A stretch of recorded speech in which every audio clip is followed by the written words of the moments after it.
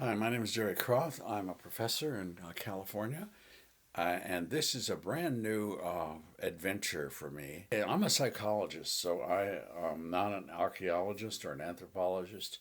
My job in the beginning of this video is to be a scientific journalist and just report on the science, and it's really exciting. There are some very big, huge misconceptions that we have. So let's start with the first misconception, okay? The Ice Age ended as ice ages end in a normal, slow, and gradual sequence. We always thought that was true. Not true. We think that the ice ages ended this way, very slowly, 14,000 years ago, 13,000 years, slowly, gradually disappearing until we get to our present climate. That's what I learned in college, and that's what you learned in college. Okay. Instead, there were two gigantic cosmic cataclysms that helped put an end to the Ice Age. And this is really new information. That's the correct analysis you'll see in this video. The first one was a solar storm called a Miyake event. Now, the biggest event we know about is the 1859 Carrington event, which today, if that happened, would cause $7 trillion in damage. This event was like 10 times bigger.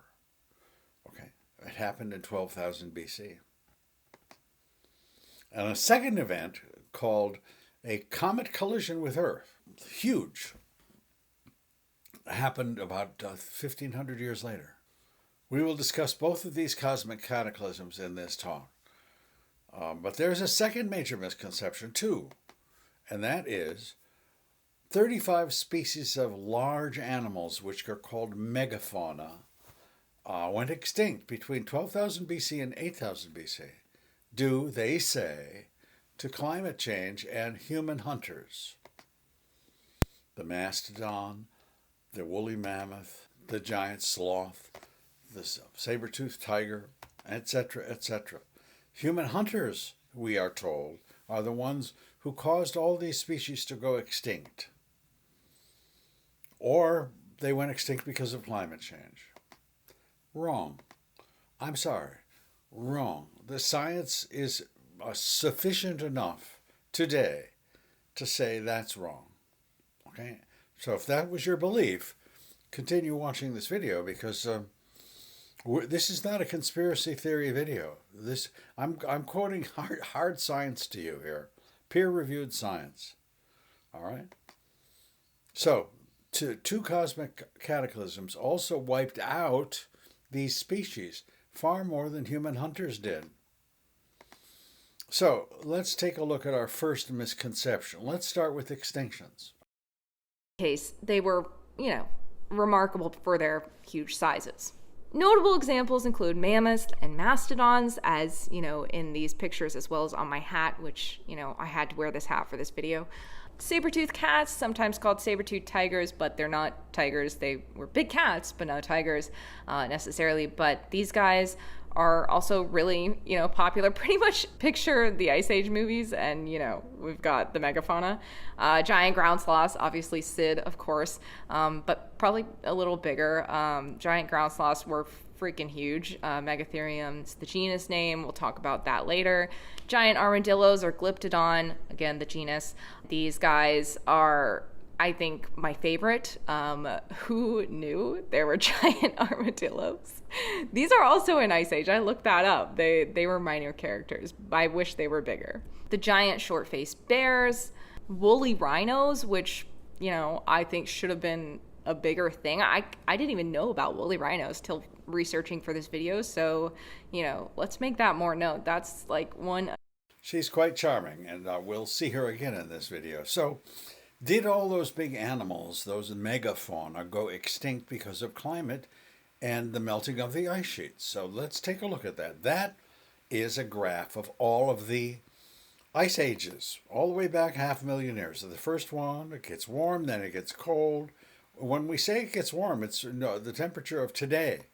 The third ice age, the fourth ice age, and now the last ice age. Okay? Now, watch very carefully. The woolly mammoth was here for 500,000 years, okay?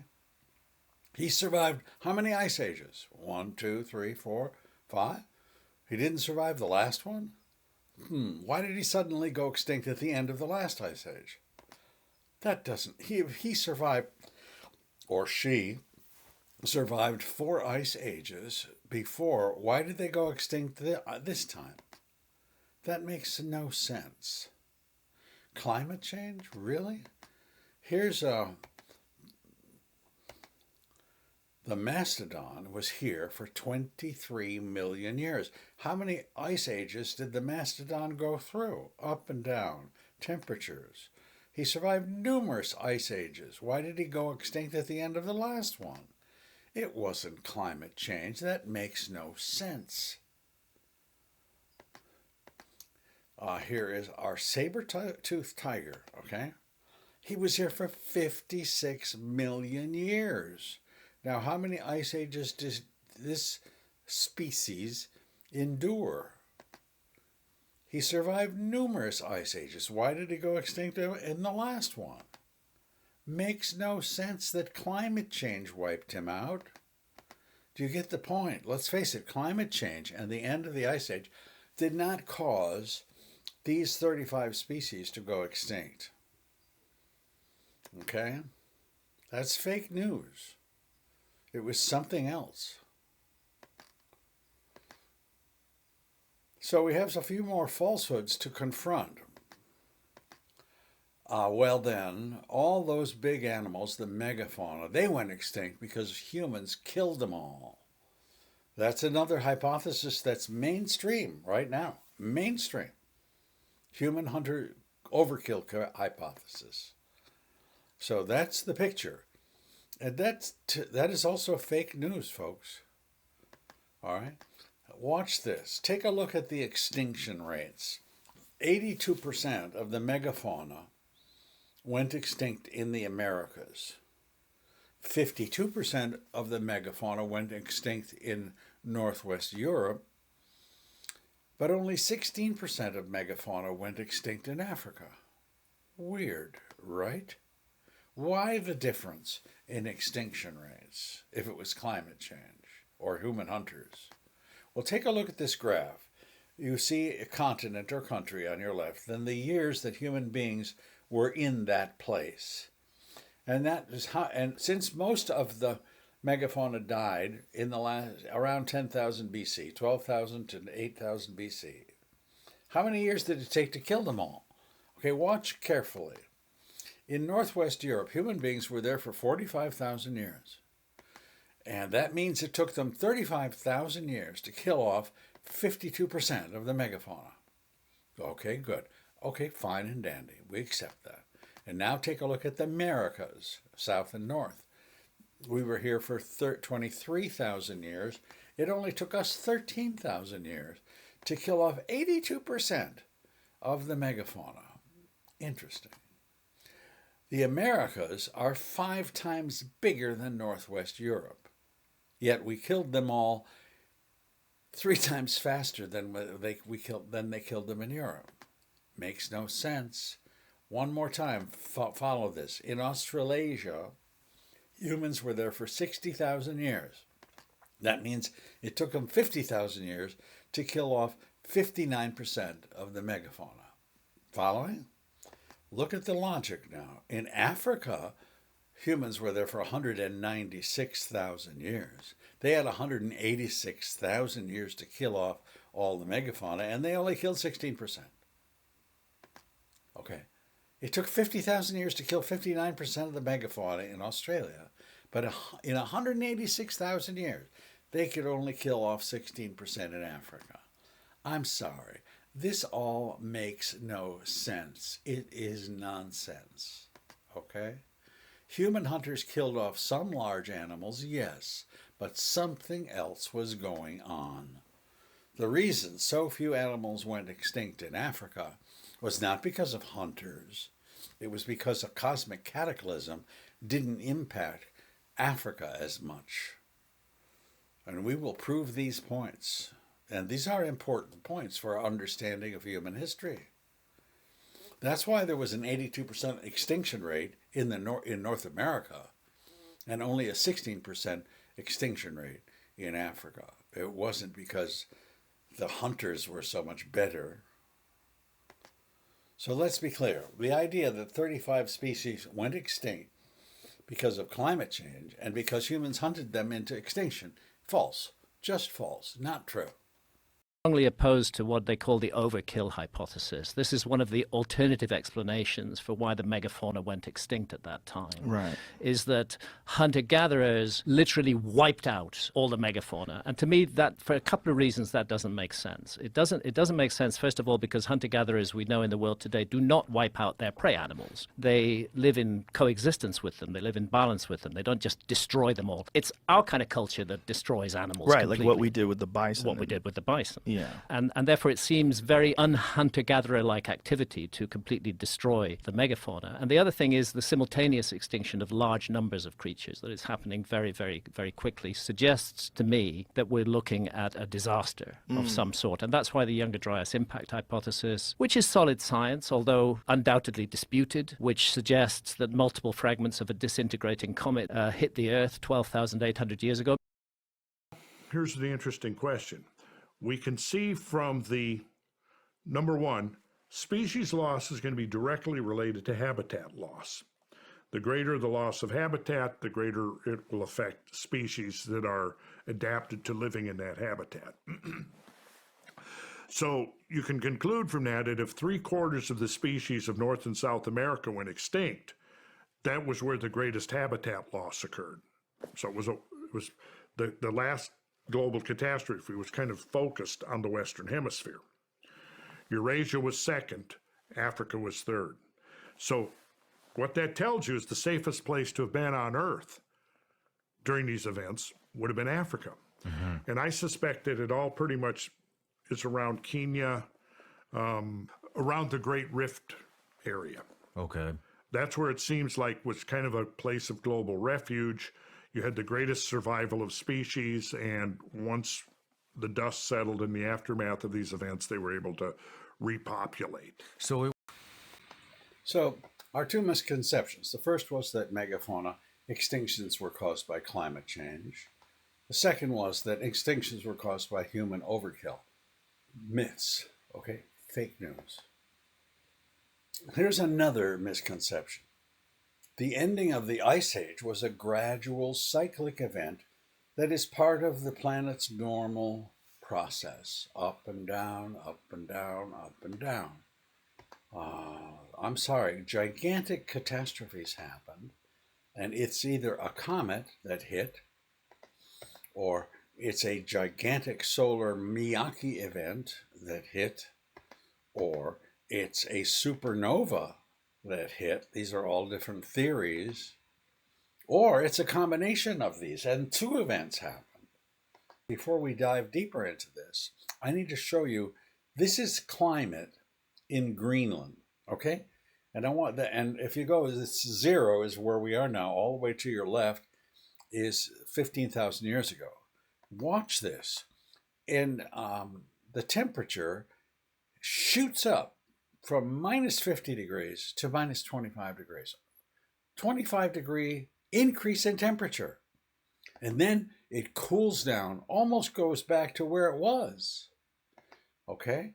And once again, at this point in time, 12,000 years later, 12,000 years ago, it goes up again.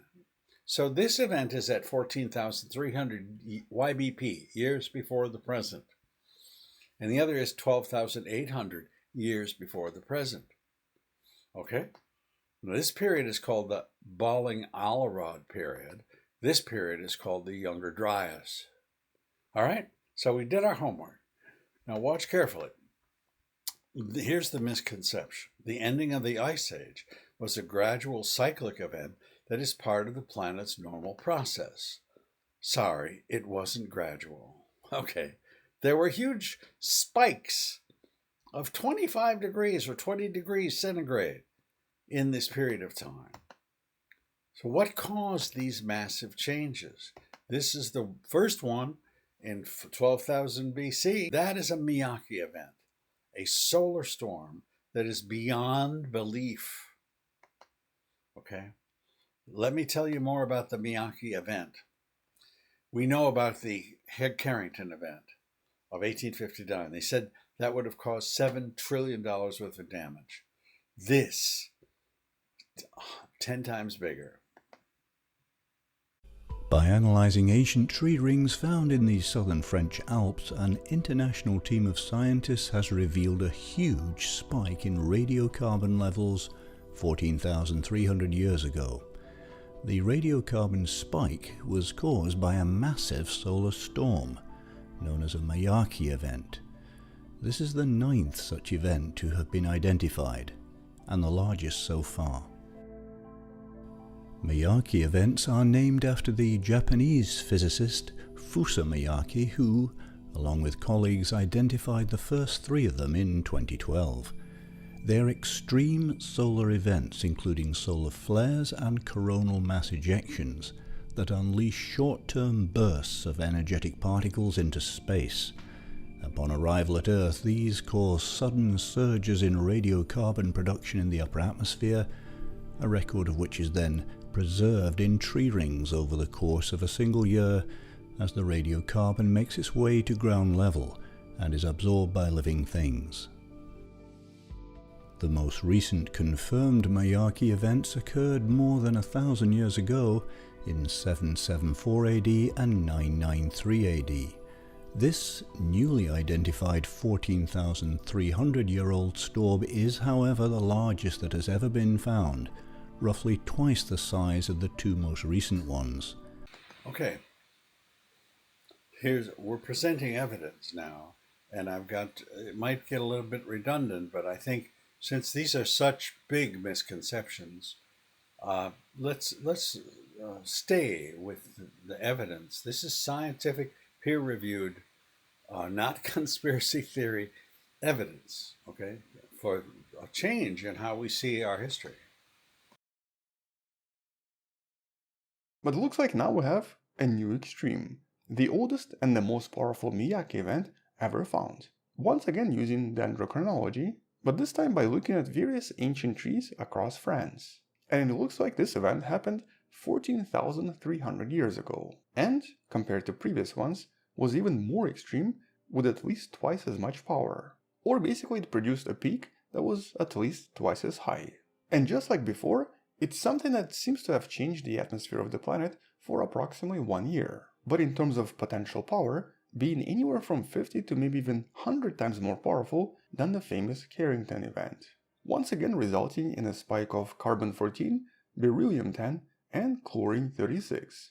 But assuming that this event was also caused by some kind of a solar emission, potentially similar to various superflares we observe from other stars, such as, for example, Proxima Centauri, it would imply that maybe once in a while, our sun does something really extreme. Something that can create a major problem for a lot of technology on the surface and a lot of telecommunication satellites. If we had singing birds at night and burning telegraph machines during the Carrington event, I'm not sure I want to imagine what would happen if one of these events happened. I'll finish a sentence for him. So, more evidence for the Miyake event. Okay, this is a publication in New Scientist that corroborates what you have just heard. Robert Schoch, professor of natural sciences at Boston University. Edward Bard, climatologist. These are all scientists who have published on this subject. The evidence for a solar flare cause of Pleistocene mass extinction. That's what killed the animals, or that's what began the process. Here's a quote. Now, I'll talk about that in a second. Plasma hitting the surface of the Earth could heat and fuse rock, incinerate flammable materials, melt ice caps, vaporize shallow bodies of water, creating an extended deluge of rain, and send the climate into a warming spell. The release of pressure that follows the melting of thousands of meters thick ice sheets can induce earthquakes and even cause hot rock under pressure to melt and erupt to the surface as volcanoes. The world, in short, was in chaos. So the shock of the Miyake event begins the process of extinction. This is an article from a science journal. a solar event of this magnitude would have been large enough to deliver a lethal radiation dose of at least 3 to 6 SV to the Earth's surface, and hence could have been a principal cause of the final termination of the Pleistocene megafauna and several genera of mammals and birds.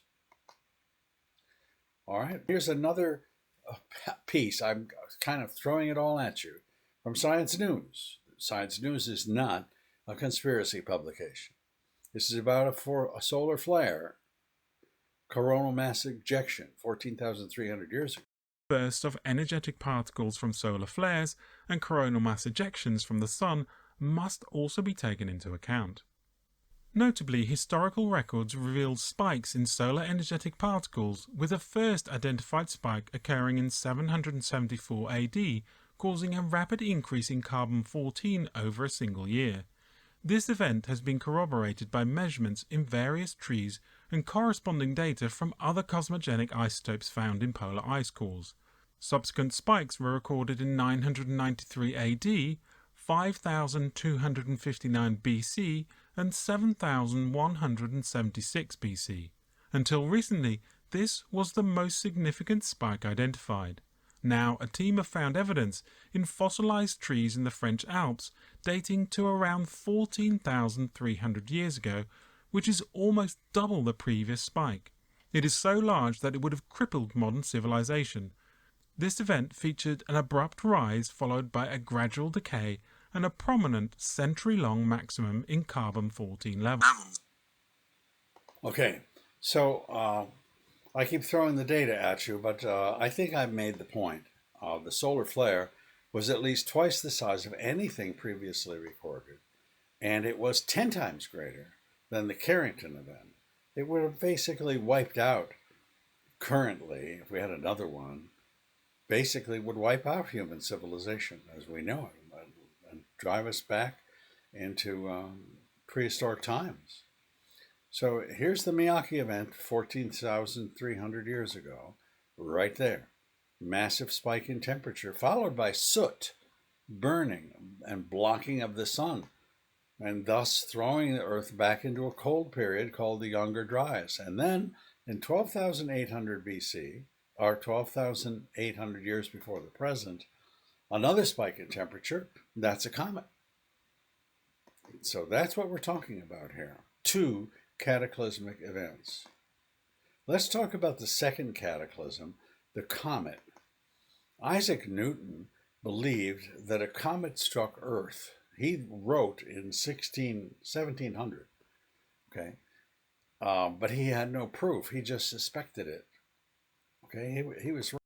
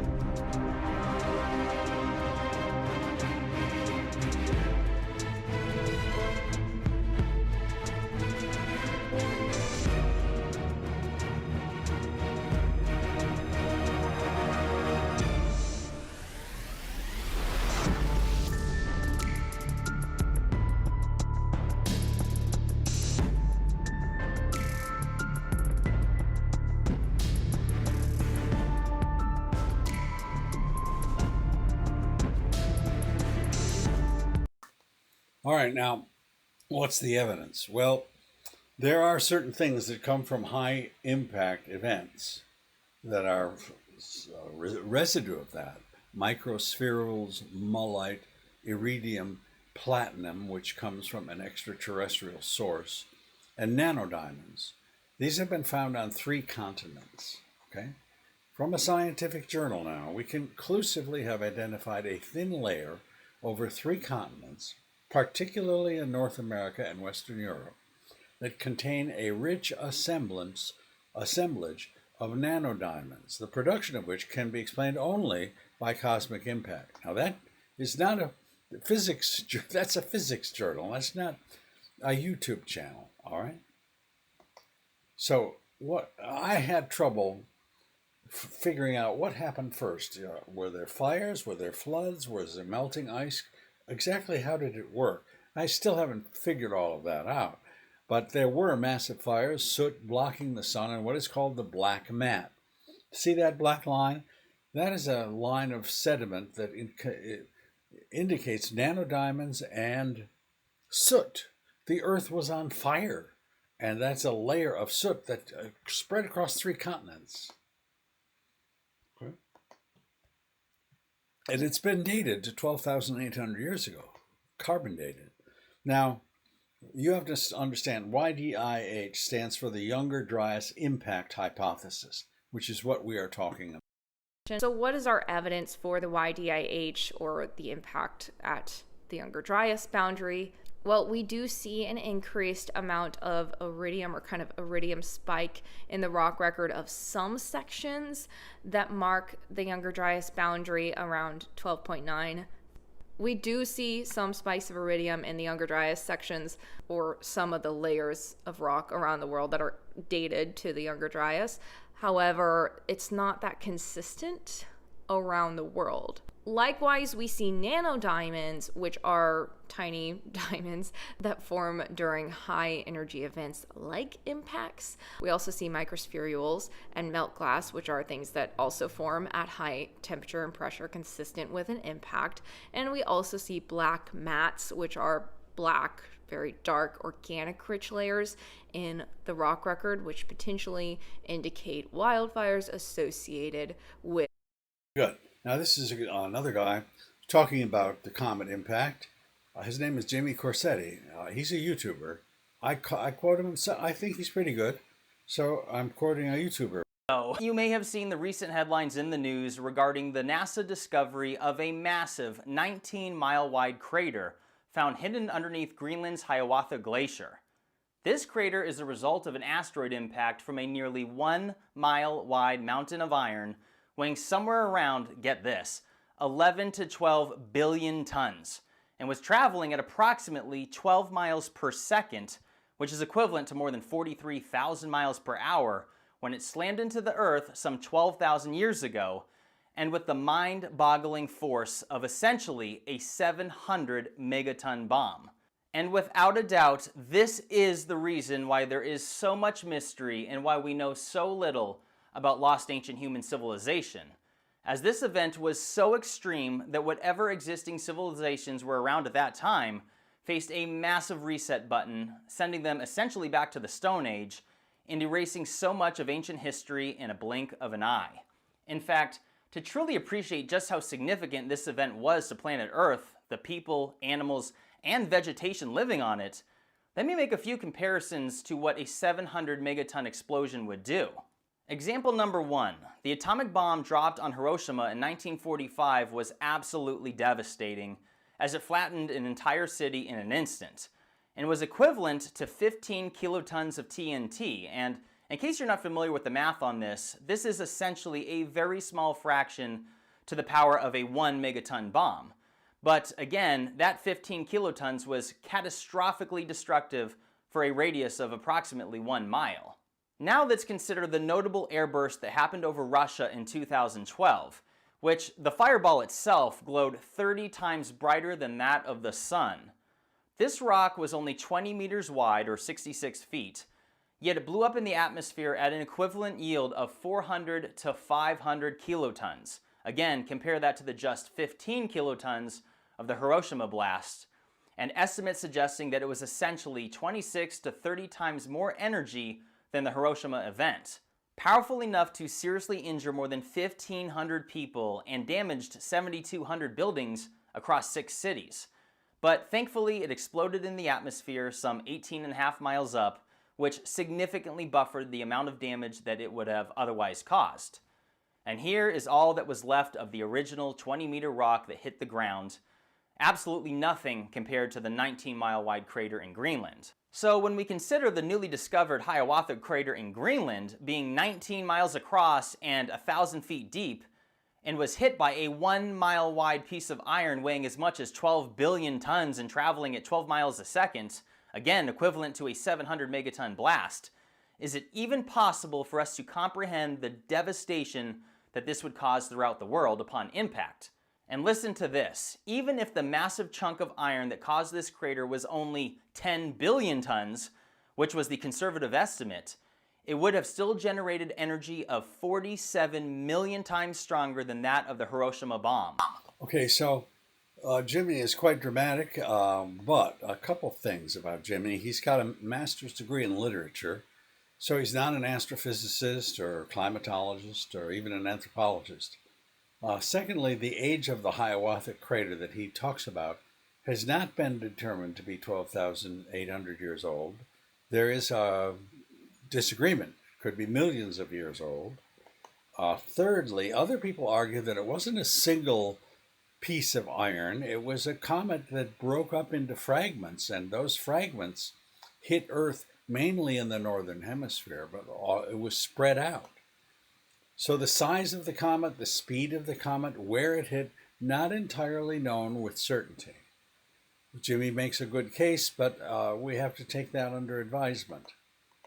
So one thing we're going to allege, and that is the extinctions also followed this cometary impact. Completely alien. For example, in my home state of Arizona, car-sized armadillo-like creatures known as glyptodons roam the landscape, which is largely dense forest rather than the dry desert seen today. Other unusual creatures include the giant ground sloth, which stood at 9 feet tall, elephant-like woolly mammoths, and a very large species of lion known as the American lion. So, why are these megafauna no longer around today? The answer is that these creatures were killed by one of the planet's most recent mass extinction events, which was caused by a massive comet impact, the likes of which have not been seen in modern times. This impact event created a devastating impact winter known as the Younger Dryas, which lasted for 1,200 years. During this period, which lasted from 12,900 to 11,700 years ago, average temperatures dropped by 10 degrees Celsius or 18 degrees Fahrenheit. In what was before a planet slowly warming out of an ice age, instead ice age-like conditions returned over much of the landscape. For decades, the existing notion that human overhunting caused this widespread extinction was repeatedly challenged. Some of the first evidence that humans were not the main cause of this extinction came when magnetic microspherules were discovered at layers of ground along Clovis culture sites in North America. These microscopic spherules could only have one possible origin, a large meteorite impact from an asteroid or comet, and were close in appearance to those found after the Tunguska explosion in 1908. During the Tunguska event, a 65-meter-wide asteroid violently exploded in the atmosphere at a height of only 13,000 feet. Some of this is redundant, but I'd rather be redundant in order to make this point. So there's a group called the Comet Research Group. Many researchers are now coming around on the idea that the Earth was hit by a comet or series of comets that altered the course of life on Earth forever. The Comet Research Group is a team of 63 scientists from 55 universities who are studying the Younger Dryas impact theory. This team has been publishing their findings and challenging critics with their own findings. The Comet Research Group believes that fragments of a comet in the Taurus meteor stream impacted Earth in the northern hemisphere. This is a map of the areas where the group has proposed the impact field is. This would explain why North America lost nearly 90% of its megafauna, and Africa barely lost any of their megafauna species. One of the most compelling pieces of evidence supporting the Younger Dryas impact hypothesis is the discovery of a distinctive layer of sediment known as black mat. Found at various sites across the world, this dark organic-rich layer contains high concentrations of microspherules, nanodiamonds, and other impact-related materials. So there's your impact field. That's why, and that's where the extinctions occur. Okay. Now, in doing this research, I had trouble saying, okay, what happens first? Did they hit the ice? Were there floods? Or did the flyers come before the floods? When did the volcanoes happen? And I had difficulty reconstructing the dynamics of these catastrophes, and I think they do too. So this is such relatively new information that it's incomplete, but it is very persuasive and very compelling. So here's a lake that existed called Lake Agassiz. You see the Great Lakes to your lower right? Well, there was a gigantic lake there at one time. And so Lake Agassiz overflows from this comet, and then Lake Missoula overflows, and which is the equivalent of Lake Ontario and half of Lake Erie emptying in just a few hours. Okay? Here's something about this megafauna. This is the story of how the greatest flood of all time could carve out a landscape in the blink of an eye.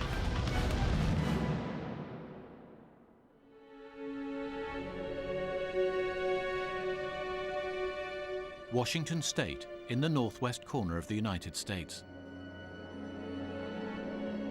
After miles and miles of peaceful, flat farmland, suddenly, out of nowhere, the scablands erupt.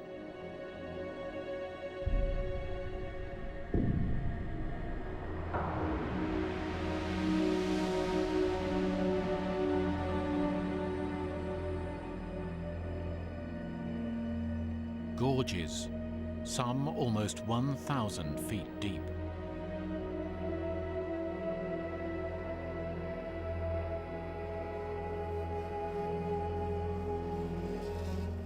A waterfall that dwarfs Niagara Falls, but has no water.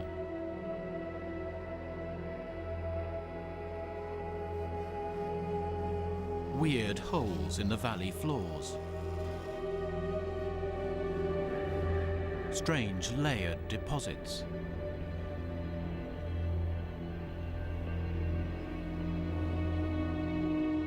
And over the whole area, boulders are scattered as if a giant had dropped them there. The scablands. Few places on Earth have stirred such mystery and controversy, and it lies just 200 miles east of Seattle. For almost a century, scientists have been struggling to discover what forces could have shaped this landscape. But try as they might, for decades they were unable to explain it.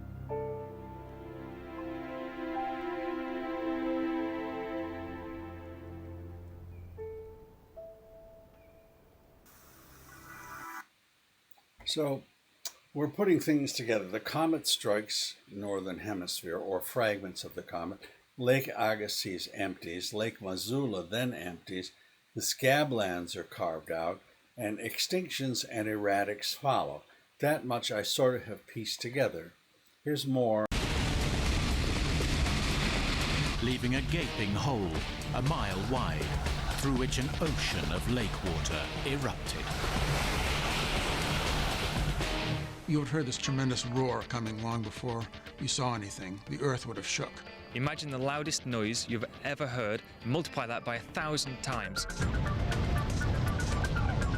The sheer speed and volume of this incredible mass of water churned up these huge ripples and left behind watermarks as the only remaining record of its vast size.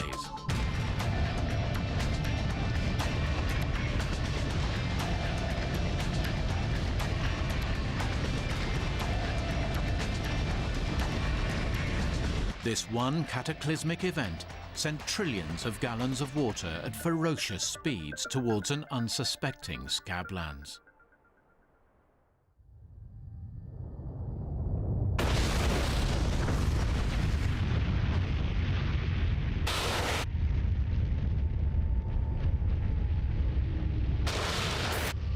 But could this giant single body of water really have created the extraordinary features in the scablands?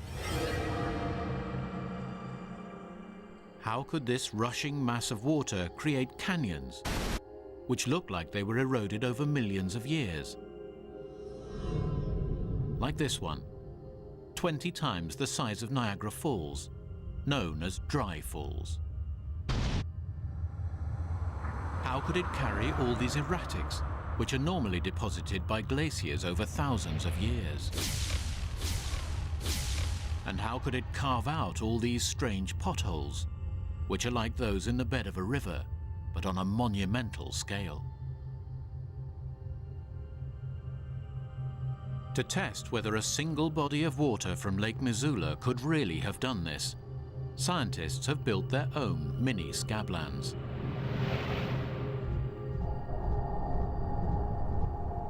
The Earth Surface Dynamics team at St. Anthony Falls Laboratory constructed a scale model of the scablands and then poured water over it to represent the failure of glacial Lake Missoula.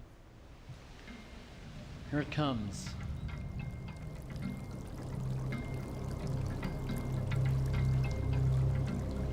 What quickly becomes visible is the way in which the water does not just disperse over a wide area. It gouges out these channels, which are then quickly eroded by the rushing water into extraordinary shapes.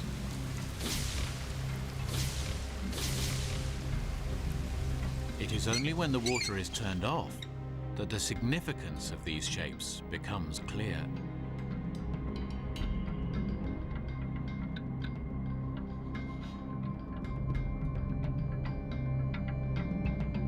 For years, scientists argued that the features of I like that experimental evidence. They reproduce the scablands, really. So more about erratics. Erratics are rocks that are carried from one location all the way to another, and they don't exist in that particular habitat. River flood basalts causing house-sized boulders to be carried with the flood. As these floods overtopped cliffs, some of these boulders became permanently in place there. Continuing onwards, the flood entered an area of Washington now referred to as the Channel of Scablands. It subsequently towered over a bend in the Columbia River, depositing an abundance of sediment and creating giant ripples in the landscape which are similar to those seen in a shallow sea today, except they were each 250 feet wide. Elsewhere, mounds of gravel the size of skyscrapers were deposited, leaving behind an abundance of these unique features. Due to the drop of 850 feet in elevation in only 3 miles, water quickly gouged away a several hundred-foot deep channel while creating a several-mile-long Niagara Falls-like waterfall.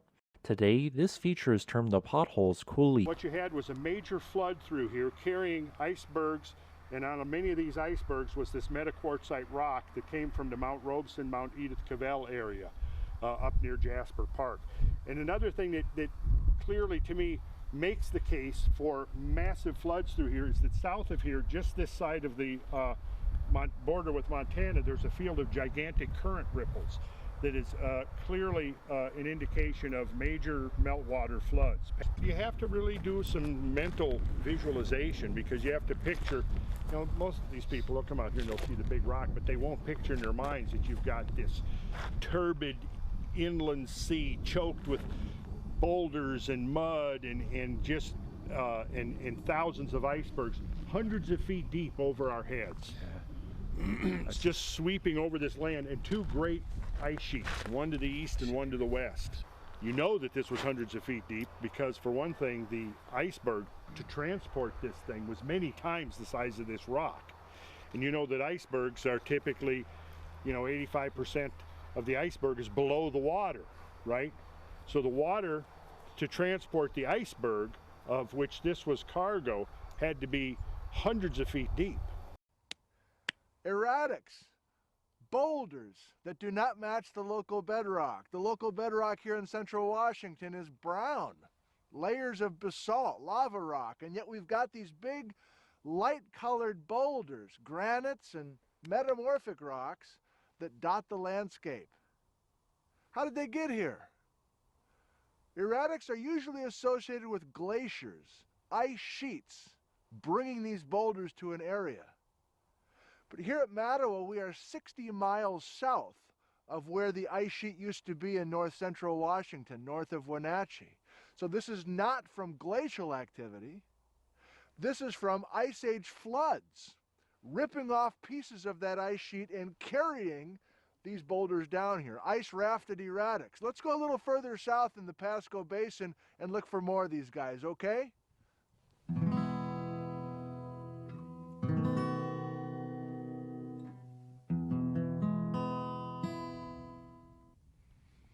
How about this beauty? We're on the lower slopes of Rattlesnake Mountain near Benton City, Washington. This is argillite, a metamorphic rock that used to be shale. 1.5 billion years old. This thing's like 12 feet long. It's angular.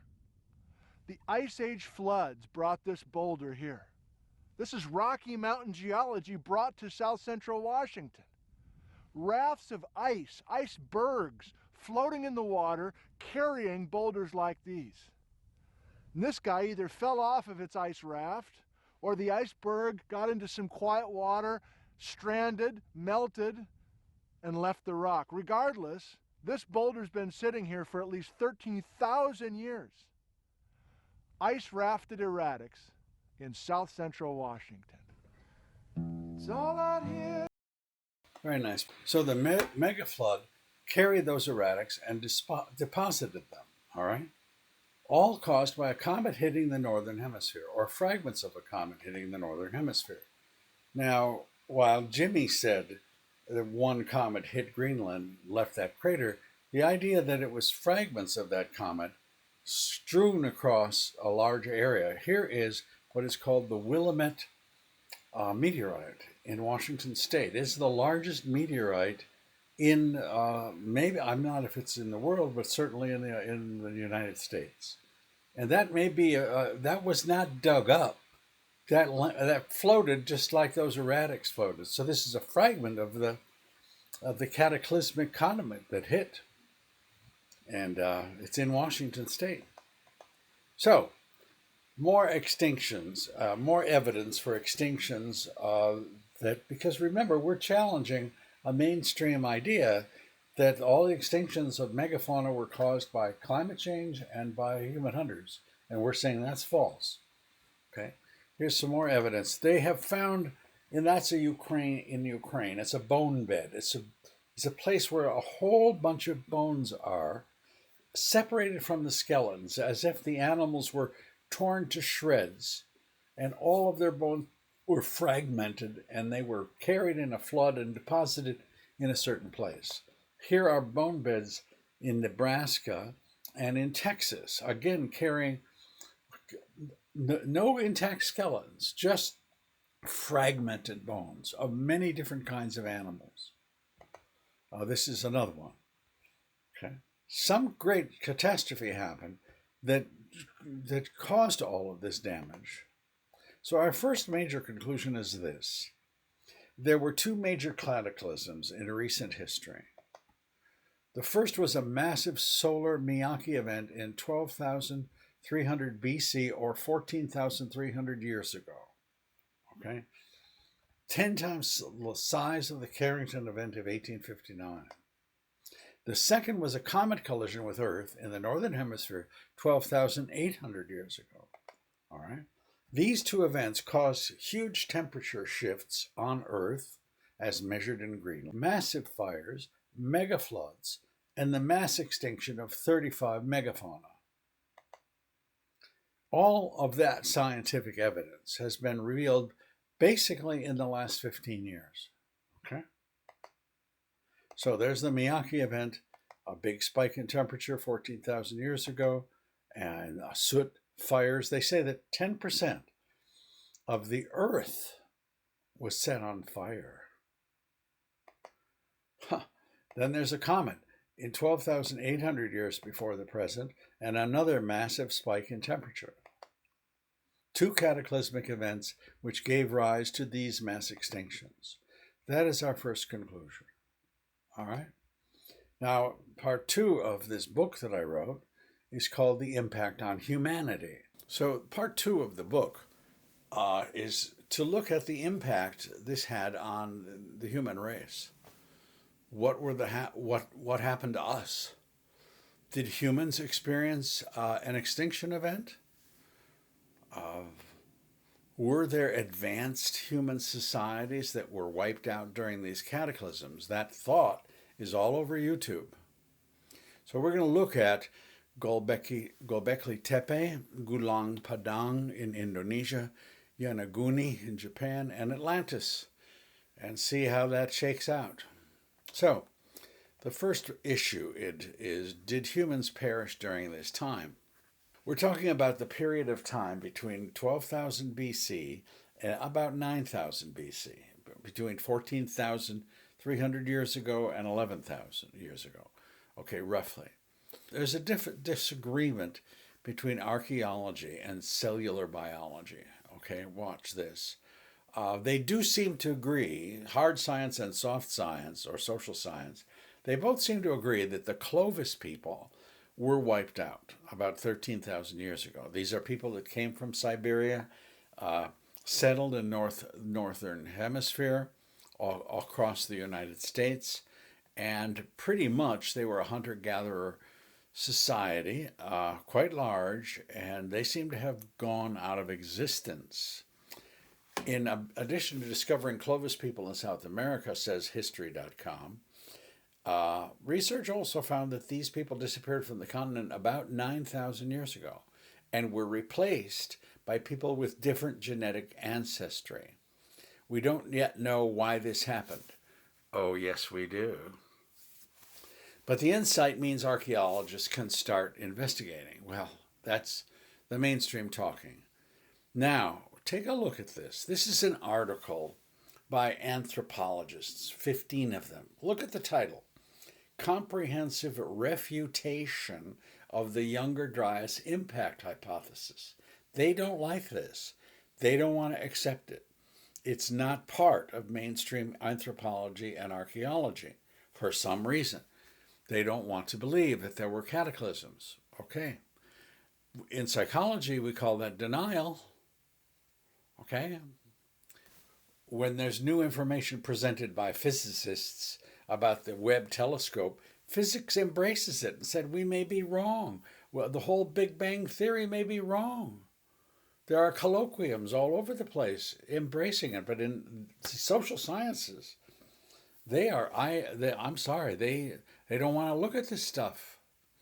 So here's an article by cellular biologists, okay, who looked at the genome in South America, and their conclusion is there was a substantial loss of lineages during this time and a profound genomic impact. Human beings got wiped out. I wrote to the author of this study. There were like 15 of them. And I said, can you estimate what percentage of the human race was wiped out? And she wrote back and said, no, I can't. We know that there was a wipeout, but we can't estimate whether it was 10%, 20%, 40%. We can't do that. Okay. So yes, human population was reduced significantly, not because they ran out of prey to kill, which is the standard explanation, but because they felt the impacts of these cosmic cataclysms just like the megafauna did. So my second question is, was there an advanced human civilization wiped out during the Younger Dryas? And here is what we see all the time on Joe Rogan and Graham Hancock. I admire Graham Hancock. He has a bachelor's degree in sociology. He's not a scientist, but he's an Indiana Jones of the 21st century and does good work. But sometimes he goes beyond his data.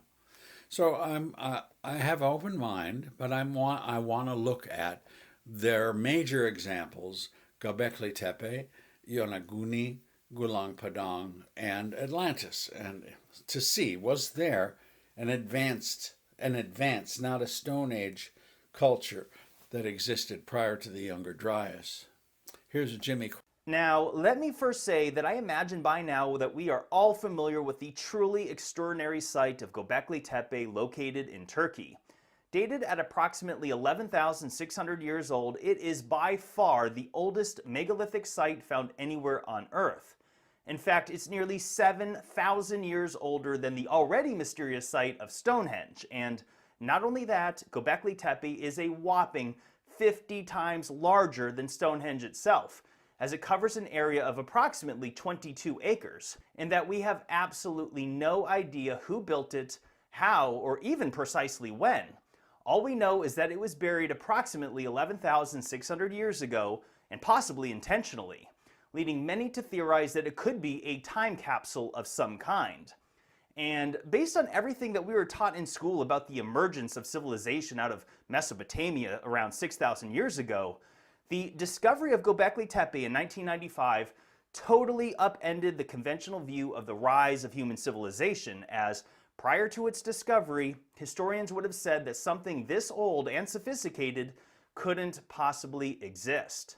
However, the mystery does not stop there, as this site is comprised of an estimated 200 sophisticated T-shaped pillars, a vast majority of which are still buried underground, but have been identified through the use of ground-penetrating radar. Many of these pillars reach heights of nearly 20 feet tall, in some way as much as 10 metric tons, or just over 22,000 pounds apiece. And notice the 3D carvings of animals and other various depictions on these pillars. In other words, this was carved with the highest level of difficulty possible. Okay, so there's a couple of yes buts here. First of all, the tools that were found there seem to be stone tools. Secondly, there does appear to be some geometric organization, maybe a solar calendar in this grouping. And remember, only 10% has been excavated. So there are a lot more surprises. But no written language that we know of. It was inhabited between 9,500 and 8,000 BC. No proof, really, that it existed before the Younger Dryas, or before 12,000 BC. So, best conclusion, no proof it existed before these cataclysms. It seems to have been a hunter-gatherer society that used stone tools. This man wrote a book called Göbekli Tepe, a Stone Age sanctuary in southeastern Anatolia. And it seems like it's a Stone Age settlement, for sure, but an advanced human society, I don't think so. No proof yet. Sorry, but close, but no cigar.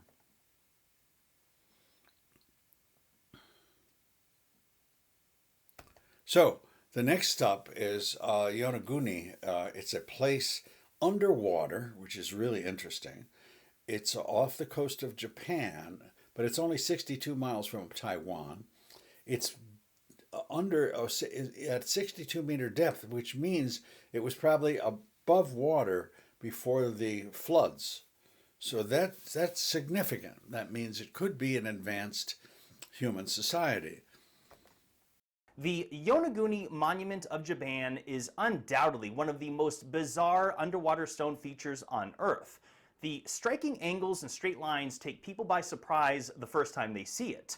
Just observe the highly unusual nature of this structure, which, by the way, is located close to the shoreline, yet reaches a depth of approximately 100 feet. In researching this, I found a South American archaeologist who also, by the way, Graham Hancock dove 200 times looking at this structure. He found, this South American archaeologist found a tablet, which he says is dated at the same time as Yonaguni, and it shows a step pyramid. You see that? It's a drawing. So maybe there was a pyramid there at that time. Okay. Now, peer-reviewed studies say that place is 10,000 years old and not older, so that's a kind of a downer. My conclusion from investigating it is that the academic world believes it could have been a natural formation with currents. I don't think that's really very believable, but that's what the mainstream is saying. But there are no other structures around like it. There have been no advanced artifacts found. There's no written language. The Japanese culture that might have existed there does not have a written language.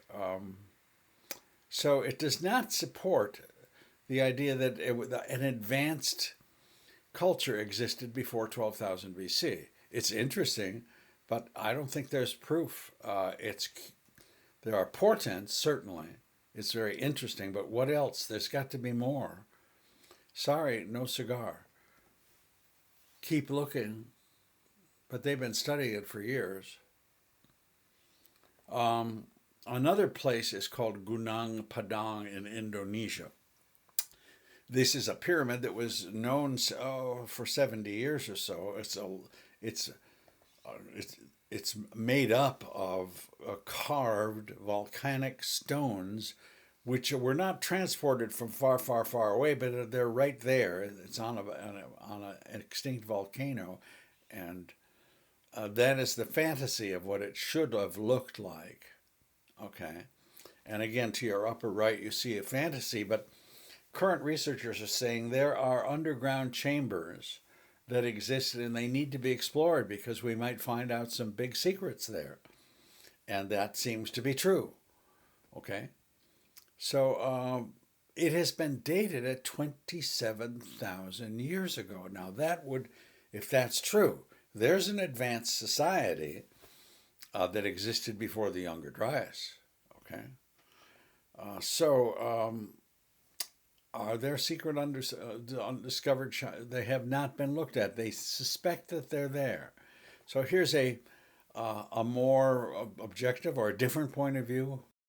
What is Gunung Padang, and what is all the fuss about with it? Located in Karyamukti, a village on the island of Java, Gunung Padang is a gigantic megalith consisting of 5 terraces connected together by a staircase comprising 370 separate steps, all of which is constructed of stones of varying sizes. It's about 2,900 feet, or 805 meters above sea level, due to the megalith being situated on an extinct volcano, and the government of Indonesia now considers it a site of national importance. The dates are somewhat unclear, but in October of 2023, a paper was published claiming that Gunung Padang was in fact the oldest pyramid in existence, dating to sometime between 9,000 and 27,000 years ago. That caused quite a stir, and it's what has attracted such a storm of criticism from other archaeologists. And what is the evidence for dating the structure to 27,000 years ago at the latest, which would essentially mean that it was constructed during the last ice age? So, how was that calculated? The answer is that radiocarbon testing was conducted on organic remains at the site. Now, the samples that were dated are actually 27,000 years old. The problem is that what was sampled was just soil. It's not associated with anything at the site that would indicate humans interacted with or lived at the layer being dated. In other words, a portion of the soil around the extinct volcano was sampled and dated, not the site of Gunung Padang itself. So, is it 27,000 years old? The answer to that is no, and the article has since been retracted, and the more conventional dates of the 2nd to 8th centuries AD still stand as of right now. My conclusion from looking at it is that there's no evidence of a highly advanced civilization. There's no evidence of written language. There's no evidence of advanced artifacts or technology that was discovered there. And the dating of dirt is insufficient to say it's 27,000 years old. The dirt is 27,000 years old, yes. So scientifically speaking, it doesn't cut it. Sorry, but no cigar. Be nice to explore those underground chambers. Maybe something is there. Apparently there's a resistance in the Indonesian government to do that. I don't know why. So the next stop is Atlantis, and I'd like to, here's the story of Atlantis. The myth of Atlantis. It is in his dialogues Timaeus and Critias that Plato is first to mention the lost city of Atlantis. According to Plato, Atlantis was a powerful and advanced civilization that existed in the distant past. He described it as a large island located in the Atlantic Ocean beyond the Pillars of Hercules, the modern-day Strait of Gibraltar. The island was said to be larger than Asia and Libya combined, and was home to a highly advanced and technologically advanced society. The Atlanteans, as they were called, was said to be a powerful and aggressive people who eventually came into conflict with the ancient Athenians. Ultimately, the island of Atlantis was said to have sunk beneath the sea in a great cataclysm, disappearing without a trace in a night and a day into the ocean around 9,600 BC. So that's the story. Plato got the story from Egypt, and the dates are really quite precise. Plato lived at about 350 BC, and it was 9,000 years ago. So the date he gives for the destruction in a massive flood that happens in a day and a night, an earthquake, is about 11,500 years ago. Well, look at our chart. To your lower right that's our first impact, the solar Miyake event. The second is the impact of the comet. Now look at the date, lower left. That's the date that Atlantis sunk into the ocean. That's a very appropriate date, okay, under these gigantic floods and thermal changes. So that's interesting. There was a book written by, I think, a Jesuit that I reviewed for my book. He really did an extensive analysis and said Atlantis existed for thousands of years. Trees bore fruit in all seasons of the year. That sounds like the Azores to me. They domesticated horses, ox, sheep, goats, and raised wheat and barley. That would be unprecedented for that period of time. Extended as far as Europe and Africa. There were 10 kings. It was roughly the size of Ireland in terms of square kilometers. And there was a reference to the sun being responsible for the cataclysm, which could have been the Miyake event. Interesting. This is a map made by a German a couple hundred years ago. And now you see on your right the Strait of Gibraltar. That was called by Plato the Pillars of Hercules. And that's where Atlantis was supposed to be. On your left is the island, there's the Americas, and the island of Bimini. So where was it? That's where it's supposed to be. Now this is a map from NASA of what the Atlantic Ocean looked like before the flood. In other words, the Atlantic Ocean increases in depth by 100 meters when the ice age melting. And so that would have been what the Atlantic Ocean would have looked like then. Well, it looks like the Azores to me, doesn't it? That's where Atlantis would be. That's the Strait of Gibraltar, and that is where Atlantis might have been. Randall, who we've mentioned before, he believes that Atlantis not only sunk, but that it was swallowed up by a tectonic shift and buried under a tectonic plate. And he has some evidence for that. So here's I'm going to review circumstantial evidence for Atlantis, okay? Not proof, but circumstantial evidence. And the first is the Bimini Road. Here's Bimini. And they found a road. There seemed to be a road. The Bimini Road, sometimes called the Bimini Wall, is an underwater rock formation near North Bimini Island within the Bahamas. This ancient formation has caused a number of heated debates between academically funded scientific individuals and keen self-funded enthusiasts. The road is nearly a kilometer long and is composed of rectangular limestone blocks. Greg Little, a psychologist by trade, had a keen interest in Bimini, participating in multiple dives with archaeologist William Donato along the structure. Donato explained that the lines of stones form a wall, presumably once built to protect a prehistoric settlement from waves. During their dives, documented by film and photographs, Donato and Little found the structure to be multi-tiered and to include prop stones they say were undoubtedly placed there by humans. So here is Bimini. Okay, now if that was a human construction, which was then submerged, that existed before the cataclysms, that's very interesting.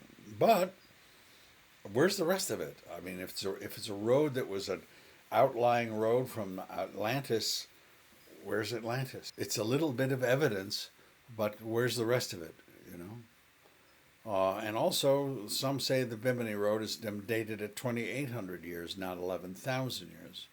So my conclusion about Bimini, there's not enough evidence to link it to Atlantis. It is interesting for sure, but that's just insufficient. It's just circumstantial. There's another piece of circumstantial evidence that is very interesting called the Lost City of Cuba. It was discovered about 20 years ago, underwater, way underwater, like 2,000 feet, and it looks like some kind of a pyramidal settlement of some sort. The Pyramids of Cuba, apparently seen in sonar images in the early 21st century. So now, in the year 2021, 20 years later, what happened to the lost pyramids of Cuba? This is the 2001 BBC news story titled Lost City Found Beneath Cuban Waters, where it explains that researchers from a Canadian company used sonar equipment to find and film stone structures more than 2,000 feet or 650 metres below sea level. The article explains that the underwater city was first spotted in the year 2000, when scanning equipment showed symmetrically organised structures, like an urban development. This was then apparently confirmed in July 2001 when an explorative robot saw smooth blocks of stone and what looked like cut granite. The whole underwater structure was estimated to be more than 6,000 years old, but scientists said it would have taken around 50,000 years for such structures to have sunken to such depths, which would put them way out of context with what we know about human civilization in the Ice Age. And in the early 21st century, many people were saying they could be the remnants of Plato's Atlantis, obviously, made by a lost advanced ancient civilization. During the Pleistocene era, where we see a series of ice ages, sea levels did drop significantly, but the maximum drop was only around 100 metres. 650 metres is too deep, and geological analysis has shown no evidence for a major cataclysm or substantial isostatic movements to account for man-made structures being this deep under the ocean. A 650 metre sea level drop is 550 metres below the lowest global sea levels experienced over the past million years in this region. This meant that at no point during or after the Ice Age would these Cuban structures been above sea level. So that was his opinion. Strangely, they ran out of money to go and explore deeper, further, that is. But a scientist I asked, and I got a map of what this area looked like 20,000 years ago, and whether or not Cuba was connected to the Yucatan Peninsula. And it appears that it was not. So it's not Mayan. There are no Mayan pyramids in Cuba. There were Mayan slaves who came to Cuba. So it's still a mystery what that is down there, how old it is. And to say that it was part of the megalopolis of Atlantis is really a stretch. But something is there for sure. Conclusion, interesting, yes. More research needed, yes. But not enough evidence yet to link it to Atlantis. So I have more circumstantial evidence. Interesting things.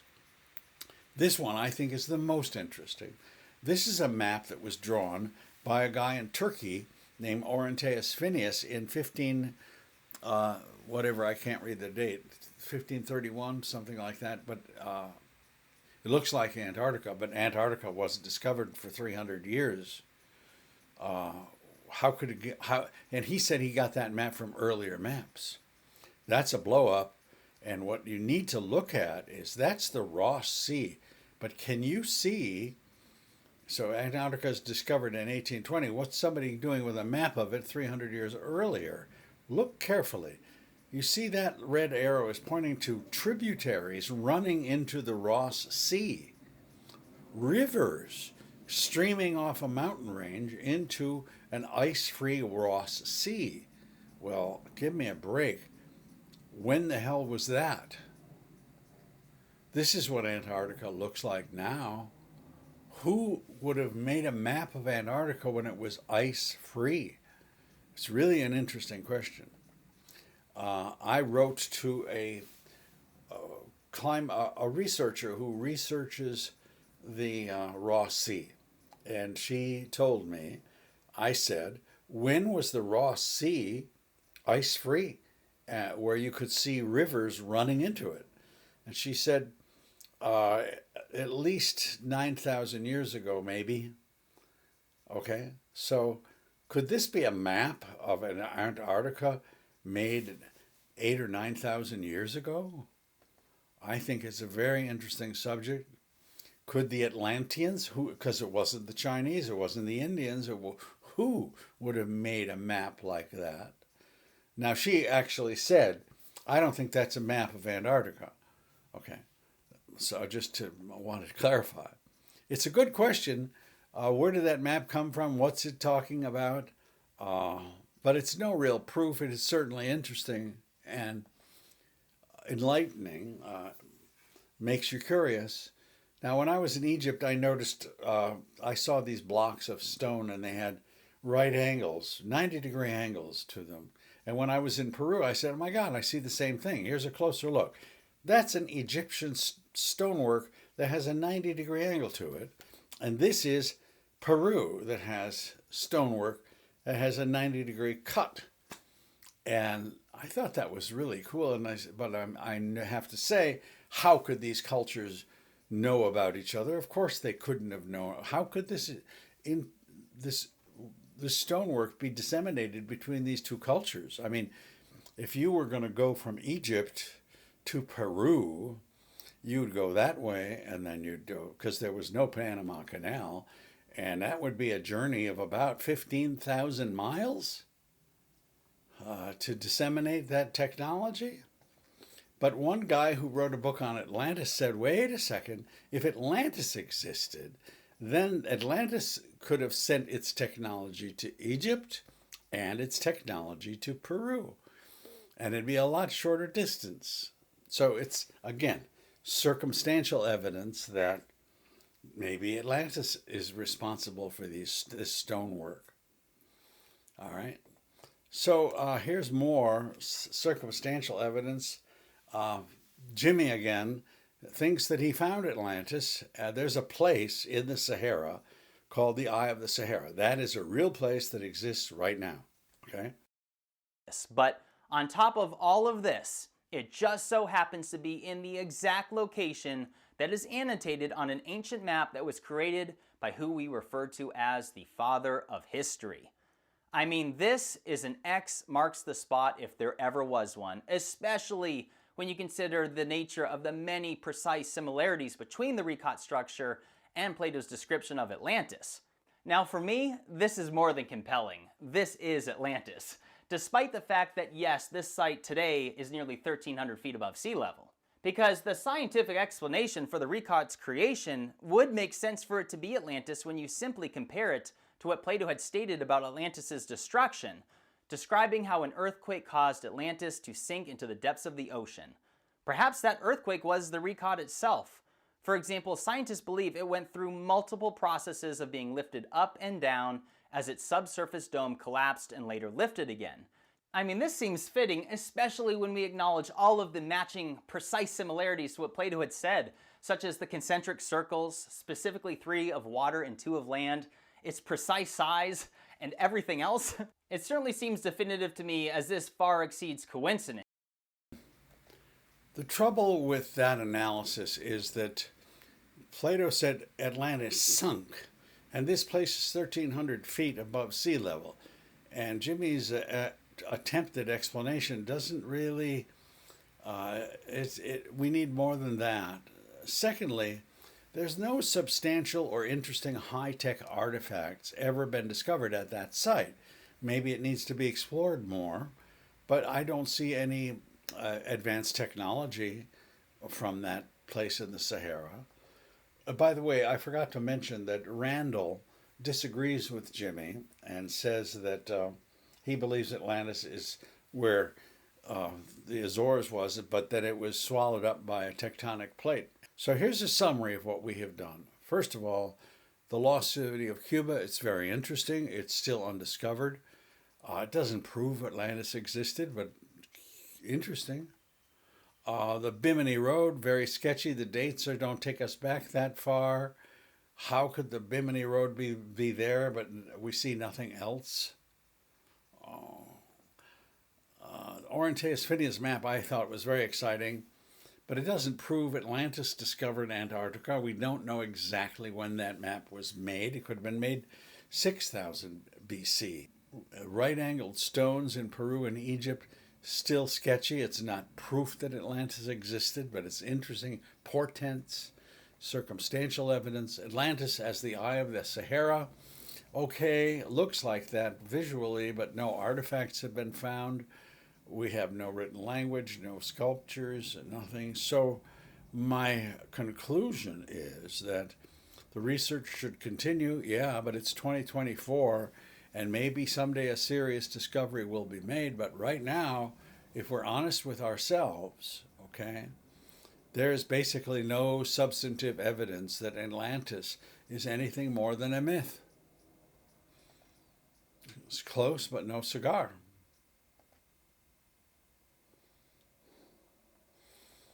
So, were there any advanced human societies before the Younger Dryas? Another way of saying that is, were there any advanced human societies before the ice melted? And I think the answer to that question, from looking at all of these things that we looked at, is not likely. Sorry to say, Graham Hancock, Joe Rogan, you have not proven your case at all, as far as I'm concerned. So, there's a final thought coming your way. Okay, I have a final thought. This book that I wrote is the third part, part 3, presents a controversial but scientifically based hypothesis. I don't know if my book is going to look like that. It's coming out this fall, and the publisher has to decide on a cover and all that stuff. So this is a introduction to that idea, which I'm not presenting here because this video, I don't want it to be too long. You'll have to read about it in the book. Here's an introduction, though, to the thought.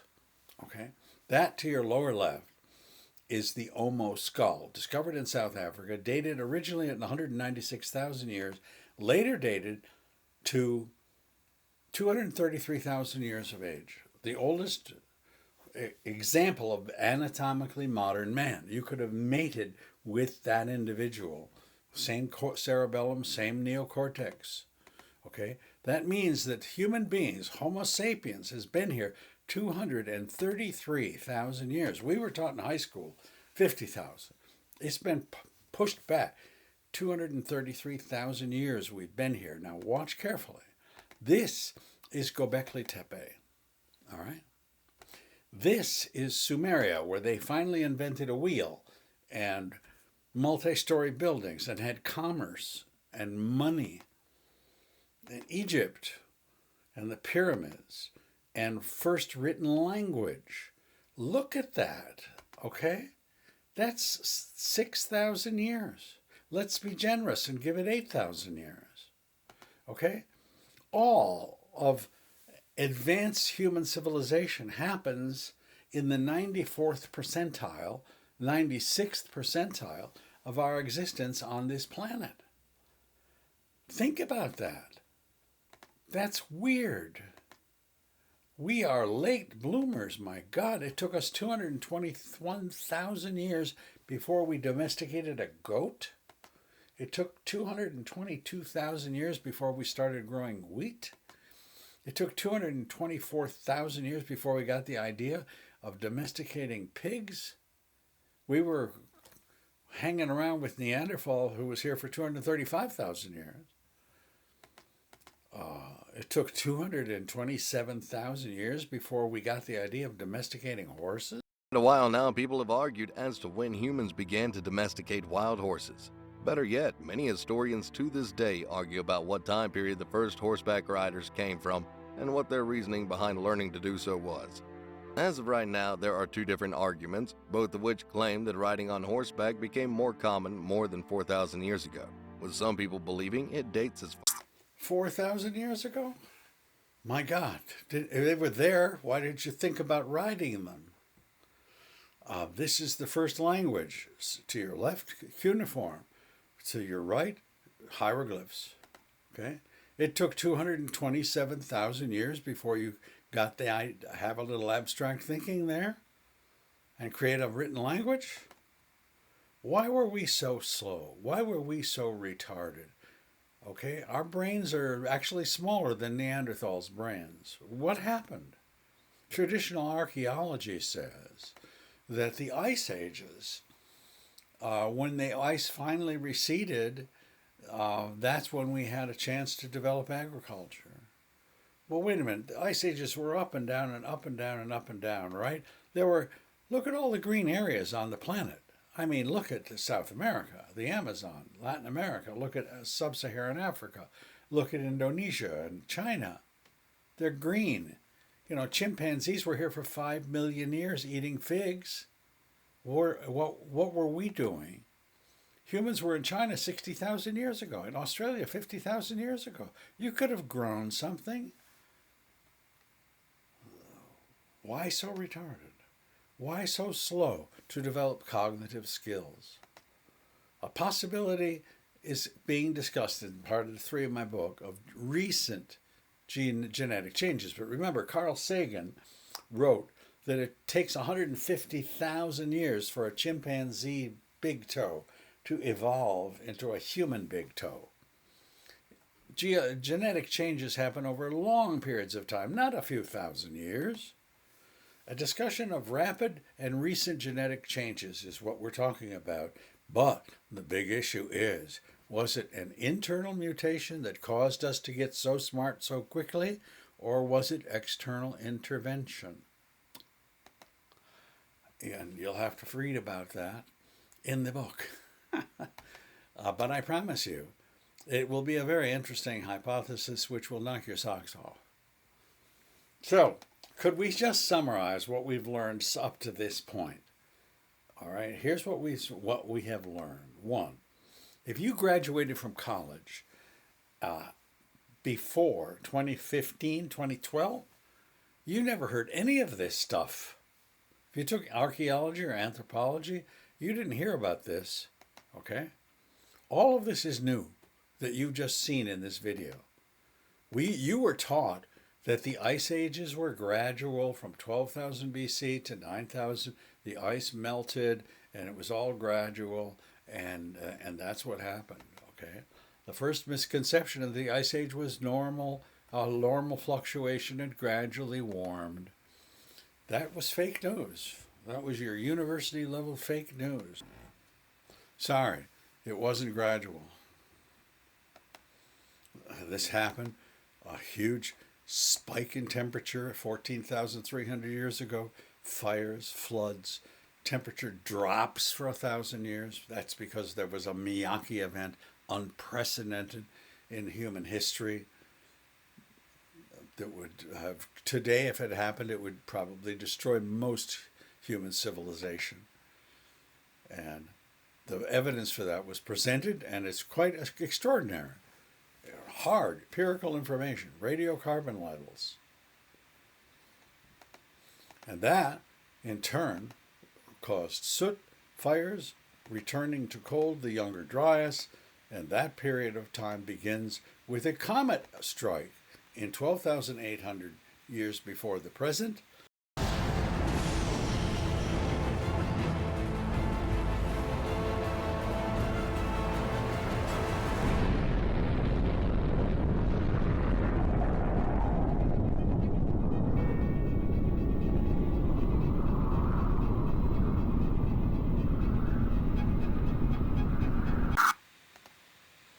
And we see evidence of that with the black mat and nanodiamonds and soot and 3 different continents. Fires. 10% of the vegetation on Earth, they say, ignited. Imagine 10% of the United States on fire. And massive floods.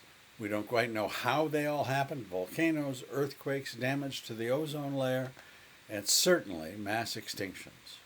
That's what happened. The second misconception was that human hunters were responsible for killing all the megafauna. I'm sorry, that's fake news. Okay, they killed some. It doesn't explain the discrepancies. 82% killed in the Americas, only 16% killed in Africa. Give me a break. It wasn't human hunters that did it. It was a comet fragment that cascaded over the northern hemisphere and northwestern Europe. And that debris caused incredible changes. And Africa was pretty much spared. That's why there weren't mass extinctions in Africa.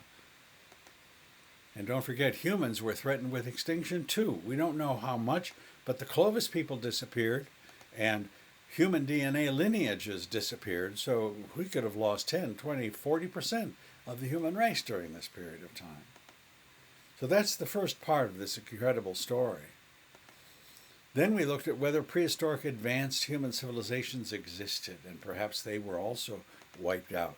Atlantis, Gunung Padang, Yonaguni, Gobekli Tepe. Human groups certainly were present, but whether an advanced prehistoric human culture existed, well, I think the answer to that is no. So far, it's no. Insufficient evidence, Mr. Hancock. I'm sorry. You've got to come up with more better than that. All right, so instead we concluded that human cultural evolution continues to be a giant mystery. We were very slow to develop culture, and we had the same neurological sophistication. Why were we so slow? That is answered in my book, but it's not presented here. Okay, all of this fundamental cultural advancement occurs in the 96th percentile of our existence on this planet. So, human intellectual growth has been exponential in the last 8,000 years. Incredibly exponential. And that is discussed in my book, not discussed here. All right, we started with Sumeria, we went to Egypt, we had the Industrial Revolution, and we're basically destroying the planet in just a mere 8,000 years. If this video is seen 200 years from now, it will be interesting to see if there's anybody around to watch it at the rate we're going. So we are left with more mysteries, more research is coming, more theories are coming too. Remember, this is new stuff. It's recent, and it's a work in progress. We need to keep an open mind on all these subjects. But I'd like to make a final comment. Okay, archaeology and anthropology, I guess, are called social sciences. But social sciences today are so ideological. They are not data-driven. They're ideological. This data is rejected by if this was physics, they would embrace it. They put up a telescope. They say our whole vision of the universe is changing. And they're not kicking these people out of the university or suing them or censoring them. Physics embraces the new data. Archaeology and anthropology are very much against it. This stuff that I presented to you comes from nuclear chemistry, oceanography, solar physics, nuclear physics. These are natural scientists, cellular biologists, geoscientists, climatologists. Those are the people who put this information out, not anthropology. So the Comet Research Group is not stuffed to the brim with anthropologists or archaeologists, but with scientists who publish in peer-reviewed journals. So that's the story. The book is to be released later this year. I don't know if it'll even look like that, but if you're a subscriber, I will notify you when the book is out. So thank you very much for watching, and I hope this changes how you see human history.